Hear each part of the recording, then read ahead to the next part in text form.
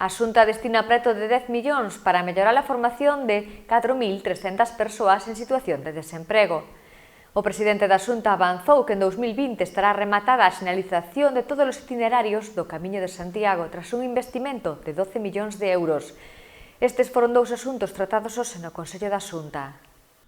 O presidente do Goberno galego, Alberto Núñez Feijóo, informou hoxe na rolda de prensa do Consello da resolución da convocatoria de axudas dos programas integrados de emprego, uns programas, dixo, que estarán dirixidos tanto a concellos como a entidades en ánimo de lucro e que permitirán a celebración de 43 iniciativas para mellorar a formación de 4.300 desempregados, cun investimento de preto de 10 millóns de euros. Explicou que os 22 programas serán tutelados polos concellos, mancomunidades e entidades dependentes cunha inversión de 5 millóns, mentres que os restantes 21 serán desenvoltos por institucións en ánimo de lucro, cun investimento de 4,9 millóns. A este respecto, Feijóo puntualizou tamén que 5 dos programas estarán destinados en exclusiva a mulleres desempregadas. O presidente da Xunta subliñou que a selección de participantes se levará a cabo durante un prazo máximo de 2 meses a través das oficinas de emprego, tendo prioridade as persoas con discapacidade, en risco de exclusión social, mulleres víctimas de violencia de xénero, menores de 30 anos, maiores de 45 ou inmigrantes, entre outros colectivos. Resolta a convocatoria de axudas dos programas integrados de emprego. Se celebran en total 43 iniciativas para mellorar a formación de 4.300 personas desempregadas en Galicia.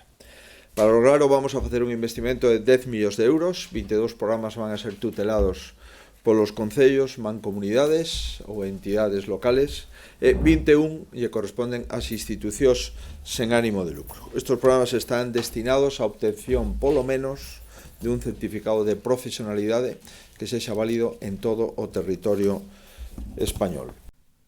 Ademais, Feijóo avanzou que en 2020 estará rematada a sinalización de todos os itinerarios do Camiño de Santiago tras un investimento de 12 millóns de euros.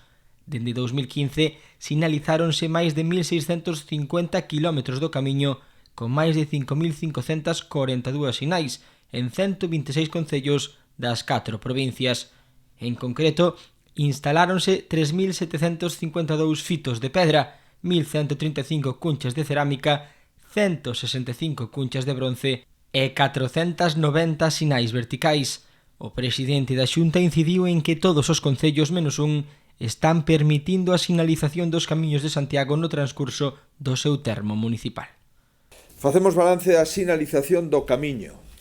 Levamos investidos na sinalización do Camiño de Santiago dende o ano 15 12 millóns de euros. A todo agora sinaláronse 1.650 kilómetros de camiño en 126 concellos e nas 4 provincias. Cada ano vamos acometendo a sinalización dunha ruta. Neste ano 2019 estamos executando un investimento de 2,1 millón de euros para facer a sinalización completa do Camiño da Vía da Prata. O vindeiro 2020 teremos completados todos os itinerarios e vamos a destinar 3 millóns de euros para o único camiño que temos pendente de sinalizar, que é o camiño de inverno. Ao longo do Concello vamos a dar un pouco de balance detallado desta iniciativa que estamos a punto de coronar, espero que no ano 20, para que estea todo listo para o Xacobeo 2021.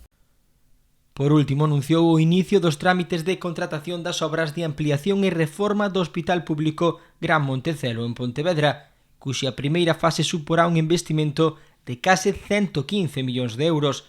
Precisou que esta primeira fase consistirá na construción dun novo edificio hospitalario dotado cunha superficie de case 75.000 metros cuadrados, distribuídos en 10 andares e composto por un primeiro volume destinado aos servizos ambulatorios, que actuará como zócalo dun segundo que albergará as áreas de hospitalización.